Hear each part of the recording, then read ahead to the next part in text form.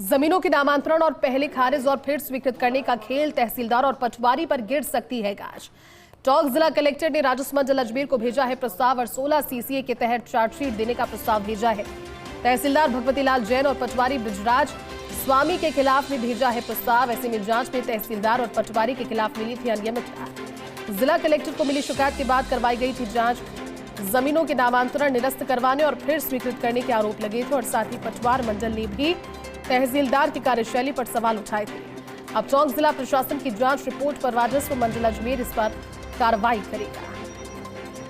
जमीनों के नामांतरण पहले खारिज और फिर स्वीकृत करने का ये खेल, जिसमें अब तहसीलदार और पटवारी भी जांच के दायरे में आ सकते हैं, उन पर भी गाज गिर सकती है। टोंक जिला कलेक्टर ने राजस्व मंडल अजमेर को प्रस्ताव बकायदा भेजा है।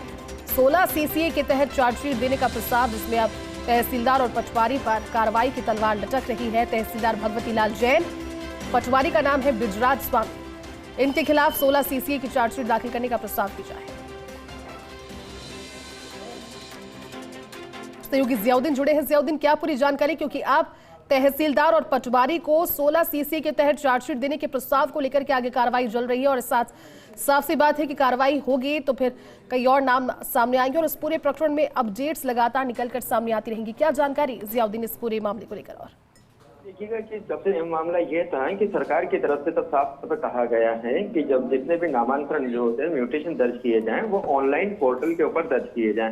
लेकिन टोंक के अंदर एक अजीब ही खेल चल रहा था कि एक बार नामांतरण को खारिज किया जाता था और फिर उसी को वो तहसीलदार स्वीकृत कर लेते थे, क्योंकि नियमानुसार ये होना चाहिए कि एक बार नामांतरण जब खारिज हो जाता है, जो संबंधित अधिकारी कहते हैं कि जिस तरह तहसीलदार ने अगर उसको खारिज किया तो तहसीलदार उसको स्वीकृत नहीं कर सकते और जो अपीली अधिकारी होगा उसके वहां पर उस नामांकन की अपील करना पड़ेगी। लेकिन पहले खारिज करते हैं फिर उसको स्वीकृत करते हैं, तो इसके अंदर कई तरह के आरोप भी लगे थे। गंभीर आरोप पटवारियों ने भी लगाए थे जो टोंक तहसील के हैं। चूंकि इस पूरे मामले को लेकर जिला कलेक्टर को शिकायत है और उसके अलावा भी कई अनियमितताएं सामने आई जो तहसील मंडल के अंदर देखने को मिली। इसके ऊपर जांच करवाई गई, जांच के अंदर आरोप सही पाए गए, कई अनियमितताएं पाई गई जिसमें टोंक तहसीलदार है उन पर भी आरोप तय हुए। ऐसे के अंदर जिला प्रशासन की ओर से जो आरोप पत्रावली है वो तैयार करके राजस्व मंडल अजमेर को भेज दी गई है। फिलहाल राजस्व मंडल अजमेर इस पूरे मामले को गंभीरता से लेते हुए जांच करवाएगा और संभव तो हो सकता है कि एक सख्त कार्रवाई भी कर सकता है, क्योंकि सरकार की तरफ से साफ तौर पे कह दिया गया कि किसी भी तरह की म्यूटेशन दर्ज करने के अंदर लापरवाही नहीं बरती जाएगी,